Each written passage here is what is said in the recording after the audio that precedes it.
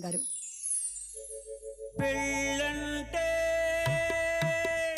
నూరేళ్ల పంట, అది పండాలి కోరుకున్న వారి ఇంట పండాలి. బంధాలను తెంచుకొని బాధ్యతలను పెంచుకొని అడుగు ముందు కేశవమ్మ, గడప దాటి కదిలావమ్మ. పెళ్ళంటే నూరేళ్ల పంట.